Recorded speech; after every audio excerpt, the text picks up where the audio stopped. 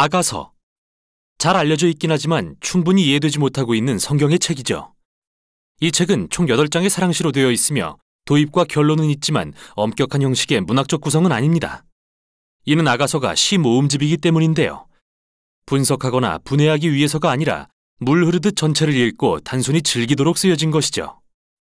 첫 줄은 이 책을 노래 중의 노래라고 하는데 이는 거룩 중의 거룩 또는 왕 중의 왕 같은 히브리어 관용구로서 히브리어로 가장 좋은 것을 표현하는 방법입니다. 즉 아가는 가장 아름다운 노래인 거죠. 다시 첫 줄을 보면 솔로몬의 가장 아름다운 노래라고 하는 걸로 보아 그가 저자일 수도 있을 것 같습니다. 어쨌든 그의 이름으로 책이 시작되니까요. 그러나 읽을수록 발견되는 건 나의 사랑이라고 불리는 여성의 목소리가 주로 나온다는 겁니다. 남성의 목소리도 나오지만 솔로몬은 아닌 것 같고요. 솔로몬은 이 시에서 몇 번 언급되긴 하지만 절대 화자는 아닙니다. 또 솔로몬이 700명의 아내를 두었다는 사실을 기억한다면 그가 이 책의 저자라고 보는 건 매우 이상하겠죠. 아가서의 연인에게는 서로가 서로에게 유일한 존재인 걸로 보아 솔로몬의라는 표현은 아마도 이 책이 그의 지혜 전승의 일부라는 뜻으로 보입니다. 솔로몬은 그의 지혜와 시, 삶의 모든 영역에 대한 학구열로 유명했으며 이스라엘의 지혜 문학의 아버지가 되었는데 이러한 그의 유산이 바로 이 사랑시 모음집을 통해 전승된 것으로서 인간의 사랑과 성적 욕망에 대해 탐구하고 있습니다. 도입부의 시는 이 책의 기본 주제를 소개합니다. 한 젊은 여인이 자신의 연인인 한 목자를 사랑하죠. 둘은 아직 결혼은 안 했지만 이미 약혼 관계이며 결혼을 몹시 기다리는 게 확실해 보이고요. 도입부의 시들은 여성에서 남성의 목소리로 이 장면에서 저 장면으로 왔다 갔다 하며 흘러갑니다. 줄거리가 정확히 시간순으로 진행되지는 않지만 이 시들은 마치 교향곡처럼 주요 이미지와 발상을 반복하면서 전개됩니다. 그중 이 시들을 연결하는 주제는 두 연인의 서로를 향한 강한 욕망인데 끊임없이 서로를 좇고 찾는 걸로 표현되죠. 도입부의 시가 끝나면 이들은 헤어지고 또다시 서로를 좇습니다. 여인은 소리쳐 부르거나 꿈에서 깨기도 하고 연인을 찾아다니기도 할 테죠. 또 그들은 몇 번이고 서로를 찾아 끌어안을 것이고요. 그러다 좀 흥분되는 상황이 생기려고 하면 갑자기 한 장면이 끝나고 새로운 장면이 시작됩니다. 이들은 헤어졌다 서로를 찾는 과정을 계속 반복하죠.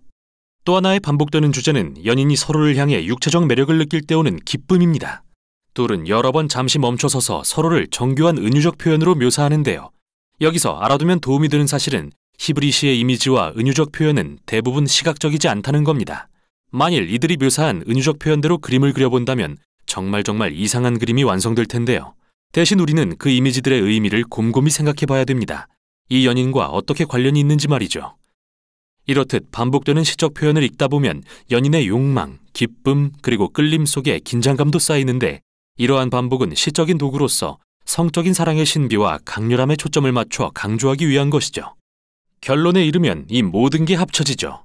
잠시 멈춰 이 시들의 의미를 요약합니다.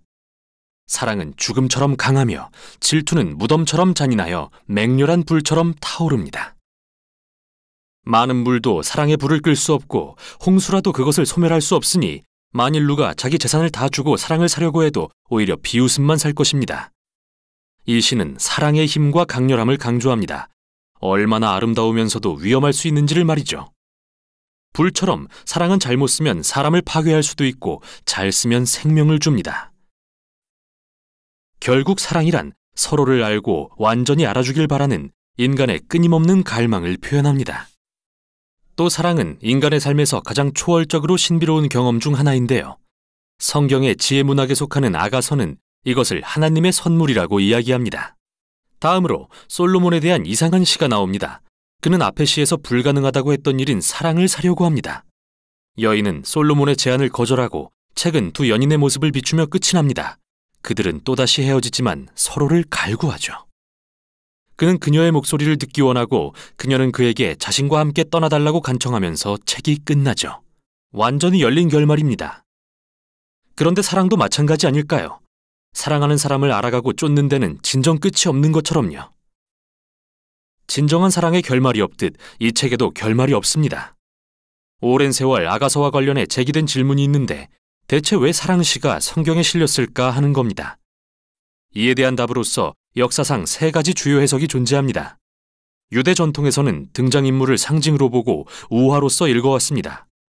여성은 이스라엘, 남성은 하나님, 그들의 사랑은 하나님과 이스라엘이 시내산에서 율법으로 맺은 언약을 의미하죠. 이 해석은 기독교 전통으로 이어지는데 다만 등장인물이 바뀝니다. 예수님과 그의 백성, 즉 교회를 향한 그리스도의 사랑이 되죠. 이 해석은 바울이 쓴 에베소서 5장에서 영감을 받은 것으로서 기독교인 남편이 아내를 사랑하는 것은 그리스도가 교회를 사랑하는 것의 표징입니다.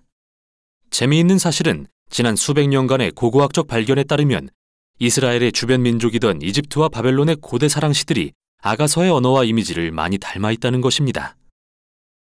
또한 사랑시가 이스라엘의 문화적 환경에서 중요한 부분이었다는 점에 착안하여 오늘날 많은 학자들은 아가서를 있는 그대로 사랑이라는 신성한 선물에 대한 이스라엘의 고대 시 모음으로 보고 있습니다. 그러나 아가서는 단지 고대의 사랑시만이 아닙니다.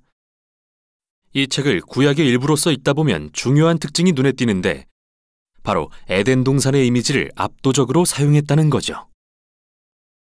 에덴 동산을 떠올리게 하는 효과, 결혼한 남녀가 거하는 목가적인 풍경은 창세기 첫 부분을 연상시키는데요. 벌거벗어 상처받기 쉽지만 서로가 온전히 연합하여 안전한 남녀의 모습도 그렇죠. 이게 아가서의 배경에 깔려 있습니다. 이 시들은 마치 우리에게 이기심과 죄로 얼룩지지 않은 관계의 사랑이 어떠한지 보여주는 것만 같습니다.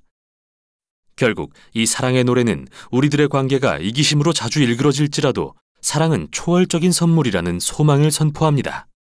그리고 우리에게 더 위대한 무언가, 언젠가 널리 퍼져 하나님이 사랑하시는 이 세상을 변화시킬 선물, 즉 하나님의 사랑에 주목하게 합니다. 이게 바로 아가서가 전하는 내용입니다.